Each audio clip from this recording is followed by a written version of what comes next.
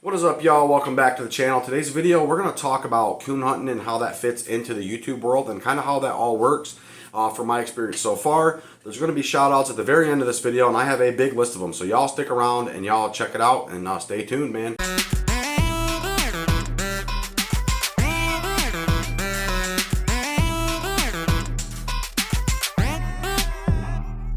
Okay, so one thing that I wanted to do this video for is because I think that if we're on the outside looking in at this and we don't really have an understanding of coon hunting and don't have any knowledge at all about coon hunting, there's something that we need to understand is that if we're involved in coon hunting, we can kind of get a good idea that the world isn't that big for coon hunting, right? There's a ceiling to be hit there, and when we start getting into making the content for coon hunting on YouTube to grow a channel, to get up there, we have to kind of encompass a lot of things involving dogs and dog hunting, not only coon hunting, right? So we have the squirrel hunting world, we have the hog hunting world, the bear hunting world, and each of these things are kind of niched out around this hound idea.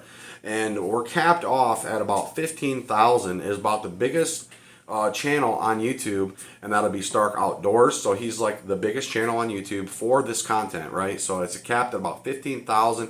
He's growing still. The next one there is going to be like Nick at Nightlife. He is sitting around 11, 12,000, something like that, 13,000, right in that area, right? So that is kind of like the ceiling that we're reaching for when we're doing YouTube channel and we're doing content for the coon hunting world, because it's kind of hard to blow a world up that is only so big, right? So, and inside of that YouTube world and inside of that YouTube verse with coon hunting and dog hunting, my channel sits way down here in the land of training. Okay, so a lot of my stuff is mainly training, and that wasn't dictated by me. That was dictated by you guys, and I thank you guys for that, man. Like, you guys come in, you guys tune in, all my subscribers, big shout outs to you guys. I'm gonna get you a shout out at the end, but I've kind of niched out down here in the training world, and I have a ways to go to get up there, but I believe that the channel has done very well for itself. You know, I haven't paid for a single view.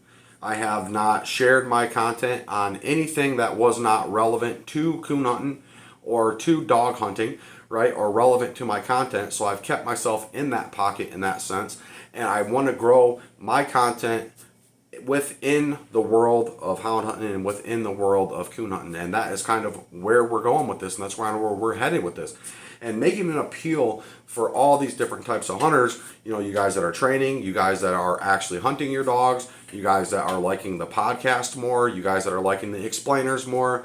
When I started the channel up, I did have a coon dog, right? So I did have my coon dog Cash, and I was posting hunt videos, and I was getting out, and I was getting coons treed, and we were going in the woods, and we were getting things done. And I was also posting these videos. These are the videos that kind of took off, where I sit down and I talk to you guys, and there's nothing wrong with that at the end of the day. And, you know, fortunate enough for me in this YouTube channel, this is the kind of the audience that I captured, and, you know, you guys like this kind of content. And I do have guys on the channel that are really dying for more woods time videos, that are really dying for coon hound videos and things like that. It's kind of hard to get those put together, and that's one thing that a lot of people don't get when they get into trying to film themselves doing coon hunting and or training a dog. You know, for one, I managed by the hair of my teeth, man, to get that last video put together, and that is a compilation of a year's worth of footage. A lot of it wasn't even usable. A lot of it's very bad, super bad audio. It's filmed in the wrong direction, and it just makes a huge headache to kind of put together. But there's a reason why there's not so many of those videos out, and that is because it is so difficult to capture that. You know, it's so difficult to capture that stuff on film. In that video, you can see I'm holding a flashlight in my mouth, I'm filming with one hand, and I'm working a cage with the other hand, and I'm petting a dog all at the same time. So it's kind of like I got so much going on, and I put every single step that I did for training for Cashman in that video, and the only things that managed not to get in there was still pictures, so I didn't put still pictures in it. And then, which I had pictures of coons that I had gotten down to him, I left those out because you guys seen them on other platforms like my Facebook groups or like the channel here or in the coon hunting videos that I have here of Cashman. And then other things that I didn't post on there was a couple drags that I didn't get to post, warming them up on the cage before I cut it out and cutting the coon out. That's some other things I didn't get to film. But all in all, over the big plethora of a year's worth of compilated videos, I kind of got what I could get, right? And all the best stuff is the stuff that you always miss because it's just bam, it happens so quick and it just gets done and it gets out there. So I just kind of wanted to talk about how YouTube and all that stuff works on the coon hunting side and how filming dogs is so difficult, and it makes it such an issue to film a dog that isn't doing so hot or isn't doing so much, because you just never know when to have your camera out. And unless, like, if I go to the woods for 2 hours and I have a dog but he only does something for like 5 minutes, if I'm not filming the entire 2 hours, I've missed it, right? I've missed it because it's bam right now. And some other things that I kind of wanted to talk about to you guys, and I wanted to give a huge tip to each and every one of you guys. Not everybody's going to root for you. Not everybody's going to think good of you. Not everybody's going to think what you have to say is valuable. Not everybody's going to look at you and think that you have an ability. And a lot of people are going to try to be the snickerer. A lot of people are going to try to be the backhanded guy and try to put you to the test and try to force you to show your hand. I'm just going to tell you guys, there's nothing wrong with looking and treating these people like they don't exist, because they really don't, right? They really don't exist. If somebody is just going to bring negativity, press you and make issues, cause drama and stir problems in you and stir problems in how you operate and how you function and how you think when it comes down to what dogs that we run and how we put dogs in the woods and that kind of thing, then we don't need those people around, and we don't need to acknowledge that those people even exist. Because at the end of the day, I know what I've done. I know where I've been. You guys know what you've done, and you know what you've done and where you've been, right? So it's kind of like we have to be confident in ourselves. And some people are very allergic to confident people. And if we get involved with people that are allergic to confident people or are allergic to people that are very stern and very clear-cut, I learned things the hard way. I know this to be true. You can't tell me difference because I have proved it to myself. I have proved it in this way.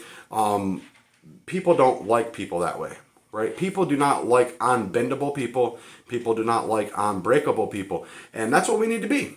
And that's what we need to be in the world of dog training. We need to be unbendable and unbreakable. And we need to be very consistent, and we need to have repeatable processes that we can go in the woods and do and produce, right? So that's kind of how it works. And at the end of the day, I think the channel here lends its hand to a lot of facets, and it brings in people from outside of coon hunting to get people into it, and it gives people the tools to start, and it gives people the tools to have a good time doing it, and it gives people a pathway that may not have been there prior, or a clearer pathway to get things more smoothed out and have a better experience. So we're not having people that get into the sport and get a dog and buy equipment and sell out in 2 weeks because they've had enough of it. They don't like it. They can't get their dog trained. They don't know what's going on. They don't know where to hunt, right? So this is kind of the where I'm trying to lend a hand to. And a lot of you guys, man, you know, comment down there, let me know if you guys are in the process of training, if you guys have dogs that are going, if you guys are comp hunting, if you're pleasure hunting. Let me know. I want to know all that information because I kind of want to tailor my YouTube channel to you guys, because you guys are what keeps it going, right? So big shout outs to all of y'all, and that's going to segue us right into the big time, and that is going to be the shout outs on the video. Let's go. All right, so first off, Sean Wellman. Sean Wellman, you have been a squirrel hunter guy that has came in for quite a long time, and I really appreciate that. I really like that the squirrel hunter guys are in here, because I don't get so much content out for you guys, and I can't really help that. I'm on Tilly's time clock, you know what I mean? I can only do what I can do, and I know I told you this before. I believe that, you know, I'm going to get it out as I can, you know, but, you know, big kudos to you. Thank you for the tips on the wood time videos. I'm glad that you guys kind of do like that. You guys kind of came around to the woods time and rose to the occasion when I mentioned it in the podcast. And I really appreciate all y'all for that, because there were some very, very good points. So let's give a huge shout out to Mike Parr. Mike Parr, you never missed a beat, man. You're always there. Awesome. It is just awesome. I'm really glad that, you know, I met you through the solo Coon Hunters League that I was trying to make, and I made that whole rule book, and we talked back and forth about rules in that, and I fixed some rules because I just kind of overlooked, and we just, you know, ever since then, you've been on the content, you've been in the hunter groups, you've been around. So awesome, kind of even before I started doing this whole thing. And okay, so another big one here is Jack Wolf. Jack Wolf, I know that you're there. I know that you're watching. I know, like, the one podcast you're like, yeah, but I really wish this. And then the other podcast, I know you're there. You're watching the content. You're watching the podcast. You're watching the videos. So, you know, big kudos to you, man. That is just awesome. I really like having guys that want to come back in and, you know, get the content, because I feel like if I get rolling on videos and we get a couple videos together, it may be 3 or 4 videos before I come full circle on an idea, and then it's like, oh, I clicked it, right? So it's like, oh, this is where it comes full circle. This is where it all makes sense, because it's kind of like we need to pull all this stuff together, put it up, and then go, this is where you start and this is where you stop. So, you know, Jack Wolf, awesome, man. Jacob Fryer, you're always there. You're posting in the Facebook groups. You're commenting. I really, really greatly appreciated your comment on the podcast about the woods time, because it really kind of opened my own eyes in that sense, because, you know, it's just like one of those things. When we go out here and we see these bigger channels, that's what we're seeing. We're seeing a dog barking on a tree. And we're seeing finished dogs. They are very exceptional dogs, and they are something that everybody could kind of shoot for. But there is a point in time to where we can look at a dog on those videos and go, I will never get there. I might as well quit, right? It is very easy to get discouraged from continuing on in the sport when we continually see these dogs that are so high powered, that are so high pressure, that are just getting it done unbelievably, unimaginably. But these are why they're world caliber dogs, you know. So there's that sense. But when we break it down and we go to searching on YouTube, it is very hard to find guys that are posting dogs not doing anything, right? Like, this is kind of where we're at. This is kind of what I'm hoping for. This is kind of where we're nudging it to. It's very hard to see that content, and it's kind of misleading, and it's discouraging at the same exact time. So big shout out to you.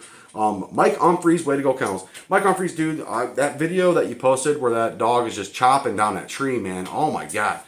I love hearing that, you know. That is something that's like, whoo, buddy, you know.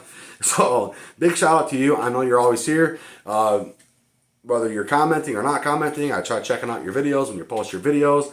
I get notified for some of them. I don't for other ones. I didn't want to let you think that I left you hanging on your comment. I did comment back. For some reason, when I post a comment back to you guys, sometimes it posts, sometimes it doesn't, and sometimes it takes like 10 minutes to post. So I have to go back and I have to recheck, and sometimes it posts and then it goes away. So it's just kind of out there in that world. So if I don't want you guys to think that I'm not commenting back to you, because I absolutely try to comment every single comment back that I can possibly comment back. All right, so Joel Henson, they got the dog that is going out and coming back. There's a lot of reasons that a dog do that. You know, they're new, they're green. Maybe a dog was bumping trash and it's saying, oh, I better go make sure that I'm not going to get in trouble. And it's coming back and checking for, making sure that you're not mad. You said that you thought about hiding from the dog. We kind of need to build trust. If we have a dog that is going out and coming back, we need to be in the same place for that dog when it comes back. If we have a dog that we know should be going and not coming back, then we need to, ignore the dog, right? So there's some little things in there and dictated by different little things. Okay, so Brent W. Jr., Jay Woody, you guys all, I appreciate all your comments. Okay, let's talk about some subscribers here. Brian Gentry, Brian Gentry, Helgi, STH, and YO Guy. YO Guy, are you from Wyoming? I lived in Wyoming for a couple years, different points, a year or two here and a year or two there.